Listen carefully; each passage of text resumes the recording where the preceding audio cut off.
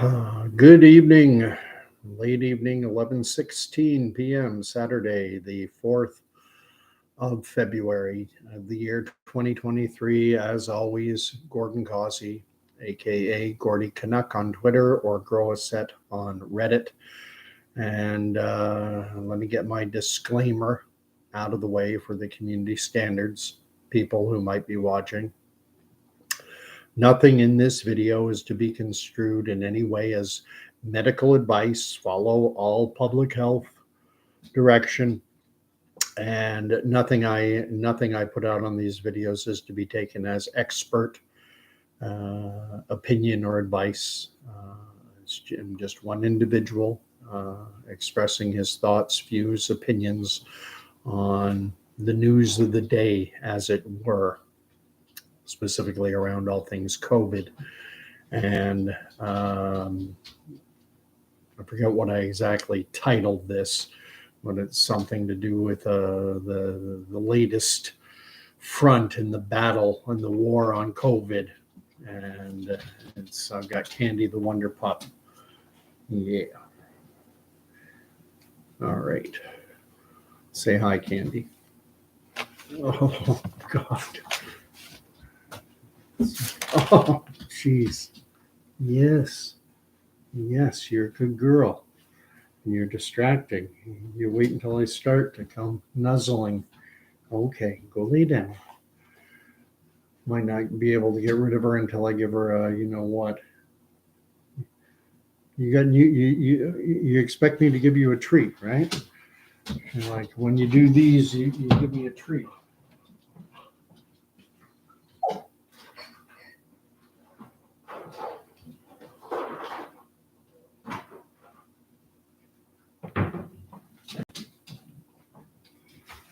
Oh, I should have had the treat ready. There it is. Good girl. Take one. Come on. There you go. That'll probably placate her for a bit anyway. And if someone goes walking a dog in front of the house, she'll start screaming like a banshee.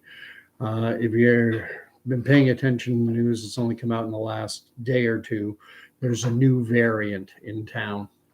And the new variant is called Orthrus, or sometimes Orthrus. There are two spellings out there, Orthrus or Orthus. And it seems we've deviated from the Alpha, Delta, Omicron Greek lettering, and now we're moving on to mythological creatures. The one before this was Kraken, which is 20,000 Leagues Under the Sea, Jules Verne, sea monster type creature. And now we have Orthrus or Orthrus, which is Greek mythology. And it's apparently a two-headed dog. So think of Fluffy from the Harry Potter's Chamber of Secrets, minus one head. Be afraid, be very afraid. And I'm framing this as the war on COVID that we're being sold. In my lifetime, there have been a few wars, Vietnam, war against Iraq, a couple of them, the war in Afghanistan, the war in Yugoslavia. But even beyond battlefield war, we had the war on drugs. But I don't know exactly when that started, sometime around 1980. And then there was, Bill Clinton brought us the war on crime, 3 strikes and you are out. Then we had the war on poverty. Everyone likes to frame things as being a war. And it brought to mind Herman Goering, who was the number 2 most powerful man in Nazi Germany. He was almost like the deputy Fuhrer. He was second in command to none other than Adolf Hitler. And I had the quote up, but I went and I changed it And this is straight from I'm getting this straight from the Massachusetts Institute of Technology site, mit.edu.edu. And it has to do with a Nuremberg diary that was written by a German psychoanalyst by the name of Gustav Gilbert, who was given access to all the Nazis who were going on trial during the Nuremberg hearings. And he kept a diary, which he later published. And this was a quote attributed to Herman Goering. And here's the quote. And this is Herman Goering speaking. Of course, the people don't want war, but after all, it's the leaders of the country who determine the policy, and it's always a simple matter to drag the people along, whether it's a democracy, a fascist dictatorship, a parliament, or a communist dictatorship. Voice or no voice, the people can always be brought to the bidding of the leaders. That is easy. All you have to do is tell them they are being attacked and denounce the pacifists for lack of patriotism and exposing the country to greater danger. I should have included the link. I'm going to put it up if anyone wants to read the full article. I'm going to put it in the chat section, which is open, by the way. And anyone watching, I see I have one watching. If you want to comment, chat, tell me I'm crazy, tell me I'm, all is good. I'm pretty much an absolutist on the issue of free speech. Directly from the diary, this is what he wrote in his diary. We got around to the subject of war again, and I said that, contrary to his attitude, I did not think that the common people are very thankful for leaders who bring them war and destruction. Why, of course, the people don't want war, Goering shrugged. Why would some poor slob on a farm want to risk his life in a war when the best that he can get out of it is to come back to his farm in one piece? Naturally, the common people don't want war, neither in Russia, nor in England, nor in America, nor, for that matter, in Germany. That is understood. But after all, it is the leaders of the country who determine the policy, and it is always a simple matter to drag the people along, whether it's democracy, a fascist dictatorship, or a parliament or a communist dictatorship. There is one difference, I pointed out. In a democracy, the people have some say in the matter, though through their elected representatives, and in the United States, only Congress can declare wars. Oh, that is all well and good, said Goering, but voice or no voice, the people can always be brought to the bidding of the leaders. That is easy. All you have to do is tell them that they are being attacked and denounce the pacifists for lack of patriotism and exposing the country to danger. It works the same in any country. And I wanted to bring up some history because, of course, Nazi Germany, the ultimate end game of the Nazis was world domination, one world government, a new world order. Words that are getting bandied about now a lot with respect to the Davos, Switzerland crowd and this World Economic Forum.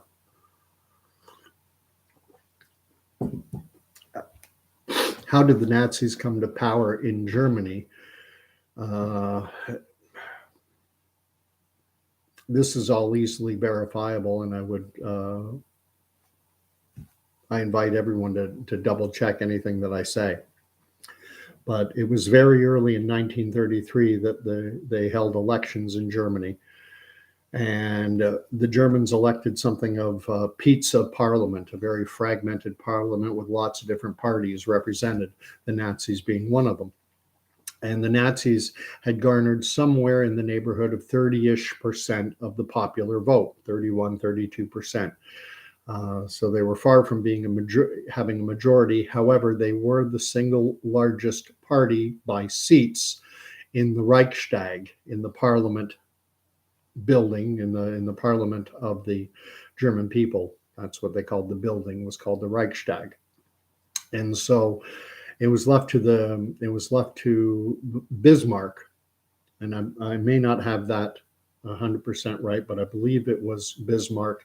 Might have been Kaiser Wilhelm, but I think it was Bismarck.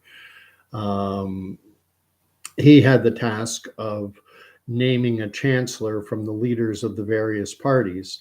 And apparently he did not like Hitler. However, the aristocracy and the corporate sector, what they called back in that era, they called them industrialists, the powerful, wealthy business interests, in tandem with the aristocracy, more or less twisted Bismarck's arm in order to get him to name Hitler as the chancellor.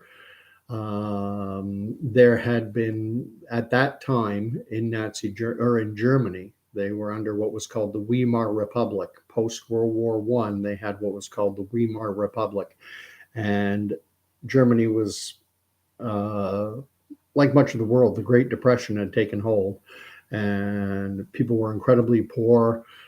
They were experiencing hyperinflation. People would spend their money in the morning because by the evening, their currency had been devalued. As a matter of fact, individual towns and cities and jurisdictions, there were all kinds of different currencies floating around Germany at the time. And the national pulp and paper mills had been nationalized, and they were just mass producing Deutschmarks, their currency. And I recall reading that at one point they started printing on only one side of the bill in order to double the production of currency, of Deutschmarks going out. And things were not good. And one of the proposals that was being put forward by other political leaders was to seize the lands of the aristocracy and give it to ordinary citizenry for farming, sustenance farming. And obviously, the aristocracy didn't want to lose their lands. That's why they got behind Hitler. And the corporate sector, the industrialist sector, were always big backers. Even the Rockefeller Foundation out of the United States was a backer. And again, verify all this. At any rate, so Hitler was named Chancellor of Germany. And then very shortly thereafter, very shortly within days or a week or two of being named chancellor and forming the government, there was a seminal event that happened in the history of Germany, and that was there was a fire at the Reichstag.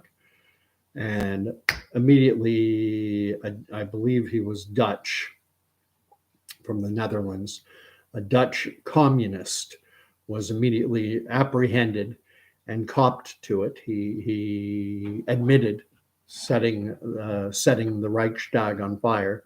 I've read claims that the gentleman accused and who owned up to it that he suffered from mental illness, but that fire was immediately used as a pretext for something that were referred to as the enabling acts. And the enabling acts, more or less, they basically shredded what had been the German Constitution, and it took away people's civil liberties, their right to freedom of speech, freedom of association, freedom to protest. All these things went away. And the justification for shredding the Constitution, ridding people of these rights, was the fact that the good German people were under attack. The communists are threatening the safety and security of the good German people. We must do this. And when that abated, when fear over communism subsided, then they went after socialists. And then after the socialists, they went after trade unionists. And just incremental, went after group after group after group. And I have always seen distinct parallels. We were told that in March of 2020 that we were all going to be sick and dying. The Imperial College of London had published a paper from their coronavirus response team that said a country like Canada that we were going to be lining up 10 deep for a bed in ICU or critical care, and that there wouldn't be enough ventilators to go around. And we were under attack, not in the traditional warfare sense, but we were under attack from this viral pathogen that was going to kill everybody. And I'm fearing a rinse and repeat. I don't know whether it will be Orthrus or Orthrus or not. Kraken seems to have faded into background noise. Now they're pumping up Orthrus and saying that it is incredibly transmissible like Omicron was, but that it's got the virulence or it has the properties that Delta had. And apparently we were supposed to be incredibly afraid of Delta. I've never been afraid of any of them. Never worried about it personally. Again, not medical advice, not tossing anything out there. Follow the public health guidelines. Got to watch community standards. But I think that at some point it's reasonable to expect that a rinse and repeat, and that could we see a return to emergency mandates? Could we see a return to required masking? I pray not, but could we see a return to the Vax Pass? And I think I've already said it before, and I'll say it again. I do think before 2023 ends, before we get to December of this year, I think there's a very good chance it's going to come back. And unfortunately, because people are addicted to the nightly news, where they dramatize and panic porn coverage, telling people what to think and how to feel, I can see it being effective. So haven't got really anything groundbreaking to say. I did have one other point that I wanted to cover, and it has to do with the fact that it strikes me that the so-called people call themselves freedom fighters or truthers or all these different labels. And it's becoming something of an industry. And that bothers me, and that concerns me. I've seen that Dr. Peter McCulloch, who is regarded as, he's often punted as being one of the most cited cardiologists in American history and even world history. Dr. Michael Yeadon is another who heretofore I've liked listening to what he has had to say. Dr. Michael Yeadon is a former vice president at Pfizer and one of their chief science officers. He then went and started his own biotech 15 some odd years ago. And I'm struggling to remember the name of his biotech. I forget the name of it, doesn't matter. But anyway, he started his own biotech, which was later sold to Novartis, another pharmaceutical giant. And Forbes magazine put the sale price of Dr. Yeadon's biotech at $1 billion US. And so I've enjoyed listening to him. But now I've noticed that both Peter McCulloch and Michael Yeadon have both shown up on InfoWars, which is Alex Jones. And if you want to shut down people's willingness to even entertain the possibility, a great way to do it is to go on a show like InfoWars. Alex Jones, he used to have a site called Prison Planet. Maybe he still does. I don't know. But a large chunk of the population will automatically, seeing those individuals associate themselves with someone like Alex Jones, that's going to immediately, a large segment of the population is just going to say, oh, forget it. It's going to cover their ears and say, oh, they're hanging out with Alex Jones now. and I think even maybe Robert Malone, and this whole industry around everyone's writing a book, everyone's hosting Zoom meetings, pay $10 to join our Zoom meeting, and it's becoming something of an industry, which is I don't think is healthy. I've got to work through my thought process on it more as to why, but it's like it's fight when you fight fire with fire. When you fight fire with fire, all you end up with is more fire. Punk My Video is saying, I've been listening to Alex since 2017. I first clued into Alex Jones after 9/11. And I thought, oh, a lot of the stuff that he was putting out was on the money, because I'm one who always looked sideways at everything that happened on 9/11 right from the very start. I sat there in the evening, I was watching the news, and they were showing George W. Bush sitting in that classroom, Booker T. Elementary in Florida, when Andy Card, one of his security advisors, remember, I think he's chief of staff. I forget his title exactly, but his name was Andrew or Andy Card. He leaned over into Bush's ear, and Bush stood there nodding his head. And the announcers said, "This is, Chief of Staff Andy Card informing President Bush that a second plane has hit the Twin Towers. That there's been another plane hitting the Twin Towers." And as I was watching it, my former wife, I said to her, I said, "He knows. He knows." What was amazing about that was the fact that if anyone in the world who had wanted to know where George W. Bush was going to be on the morning of September 11th, 2001, the president's itinerary was up on whitehouse.gov. It was on the website, and everyone in the world knew that he was scheduled to be at Booker T. Elementary School that very morning. And now we have a situation where we're told that hijackers have seized a number of planes. They've been able to subvert intelligence and security apparatus from around the world of the United States and all her allies. And yet they left the president of the United States, the commander in chief of all the U.S. armed forces. They just left him sitting in that classroom, and he continued talking to the teacher and the kids about some reading program. And he spent a full half an hour there. Punk My Video saying he picked up on him in 2007.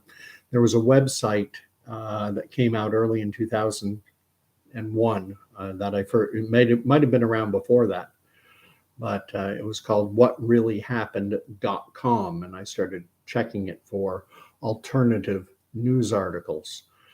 And 9/11 was a huge wake-up call in terms of, you talk about a psychological operation, Building 7 going down perfectly like a planned explosion, and we're told that it was due to fire. We're told that a plane in Pennsylvania basically blew up into nothing. The mainstream media was even there with interviewing FEMA workers who were on the ground, and the FEMA workers said right to the camera, we're not finding anything here bigger than the phone book. And yet they said there were no explosives involved. We've all seen reports of plane crashes before, and you have a piece of wing, piece of the tail section, fuselage, the big engines. Here we had 4 planes, and there's no visible wreckage anywhere. And so many questions came out of that day. How did a passport and a Quran survive that fireball? Everything else disintegrated, but somehow a passport and a copy of the Quran. And then we forget the anthrax letters. mean, so much was happening at the time. A lot of people, I think, lost the capacity to process what was happening. But in the wake of that attack, or whatever it was, U.S. Congress, congressmen started getting letters that were laced with anthrax. And the letters all had written on them, praise be to Allah and death to the United States, and things that made them look like they were coming from Islamic extremists. Whoever was sending them certainly wasn't they were trying to present this as being anthrax being sent by Islamic extremists. And later it was revealed that anthrax, which has a genetic signature, they were able to trace it back to a US military base. And they ended up accusing a specific individual, Dax. I can't remember the name. The name Dax comes to mind. They ended up accusing a specific individual with having been the originator of these letters, and he denied it to his, what they ruled a suicide. So you have all these questions, and I'm not going to suggest that Alex Jones and this Stu Peters and others in what I'm going to call the freedom fighting movement industry, I'm not going to suggest that what they're offering doesn't have some value. But what I am going to suggest is that when individuals like Robert Malone or Peter McCulloch or Michael Yeadon, when they go on to a show like Prison Planet, or is that what it's called, Prison Planet? Or I think that's the old name now. InfoWars, that's what it's called now, InfoWars. That when they go on to a show like that, they're basically they're only preaching to the choir. They're only preaching to those who already agree with them. They're not opening anyone's eyes. The only people they're talking to are those whose eyes are already open to begin with.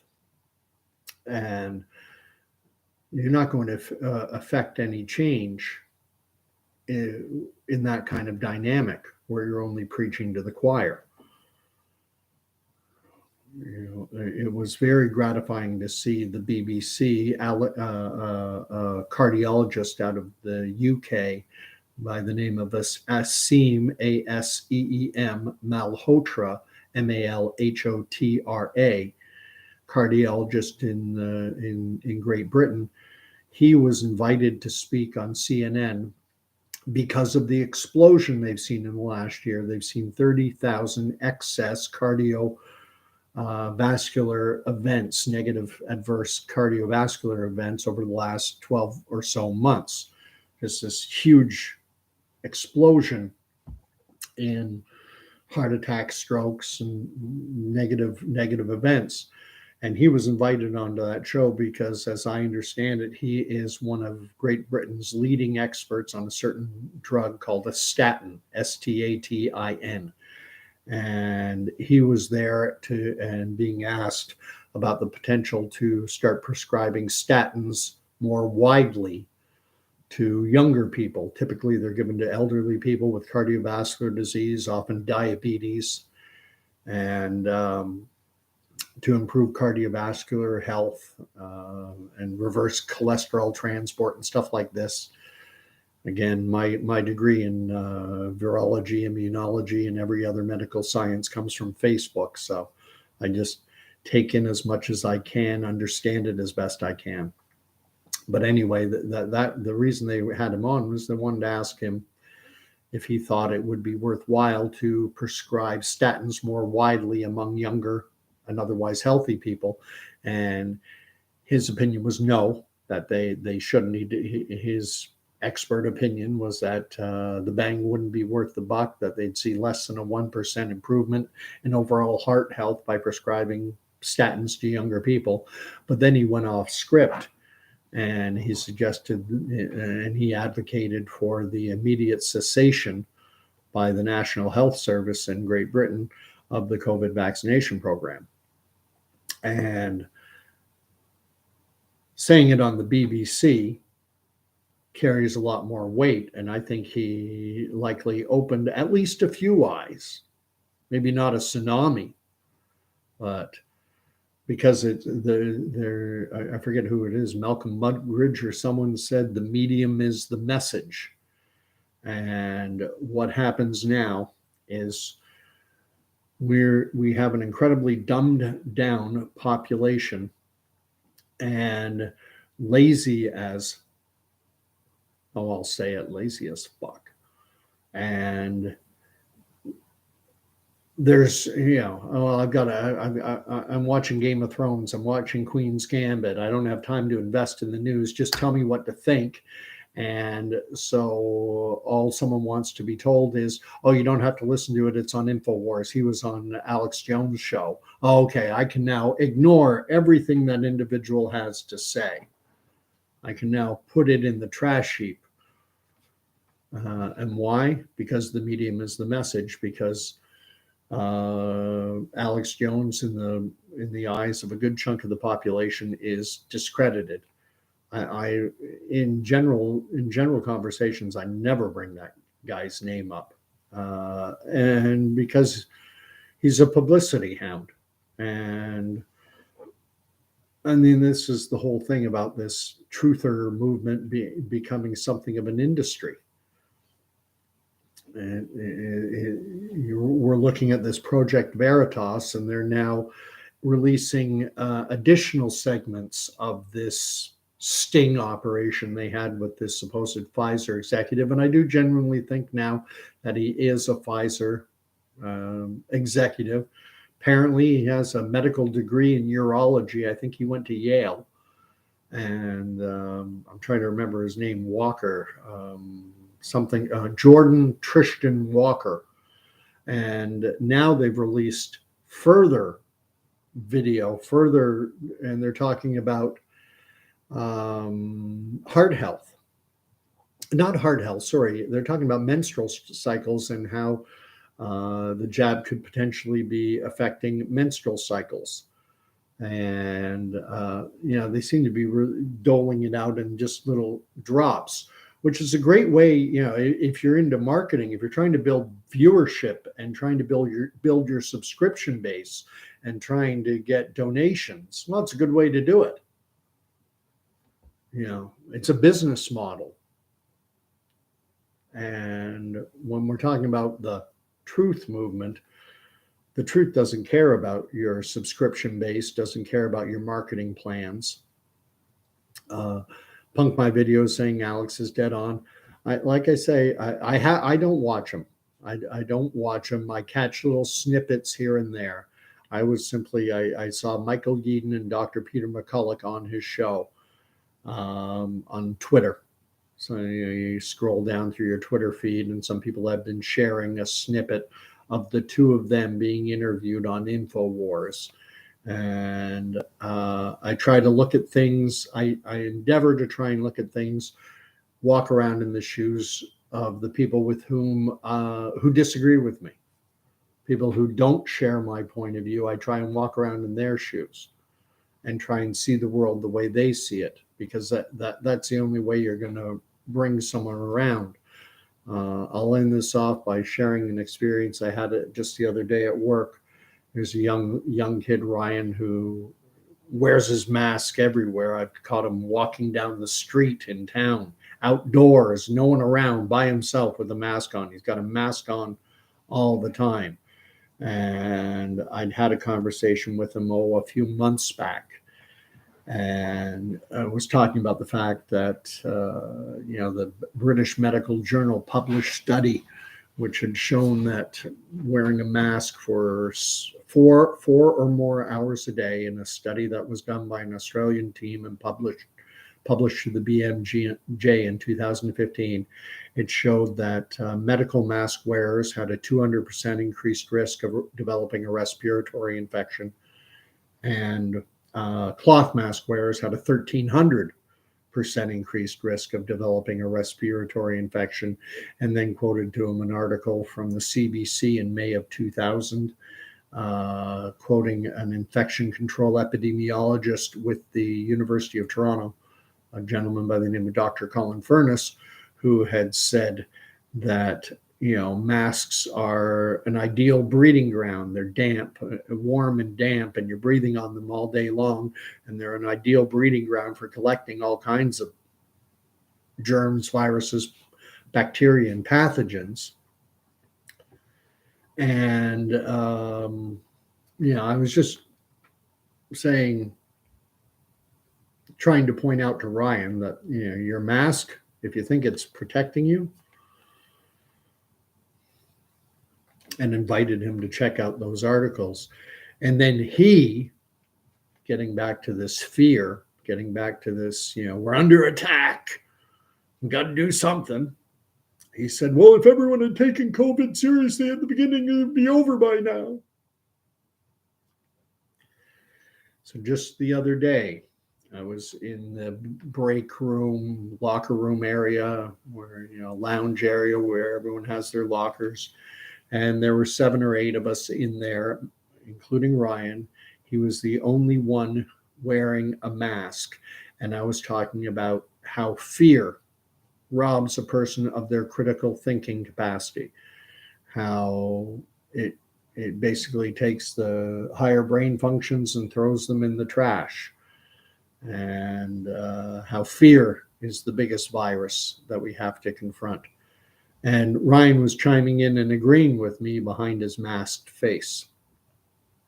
I'm going to read what Punk My Video has to say, and then I'm going to wrap this up. I've actually had an InfoWars flag on my bicycle for 11 years. Like I say, I don't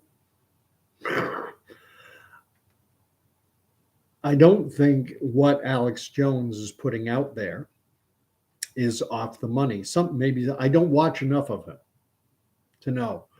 The most interesting, and I don't know whether you've heard this, the most interesting conspiracy theory I've ever heard was put out that Bill Hicks, who's an old comedian, morphed and became Alex Jones. And it makes for interesting reading. If you haven't come across it, you might want to check it out, because Bill Hicks was a hyper political comedian and said to have died, I don't know, late 90s, sometime around the year 2000, had some rare disease, had some disease and passed away. And I mean, I don't discount anything anymore. The world has gone so crazy, and so many of the so many things that we were told were conspiracy theory have turned out to be, in point of fact, be correct. The vaccine passport was a conspiracy theory, and it became reality, and so many others. Anyway, Punk My Video, thanks for watching. And we'll talk again at some point. Who knows? Orthrus, will it be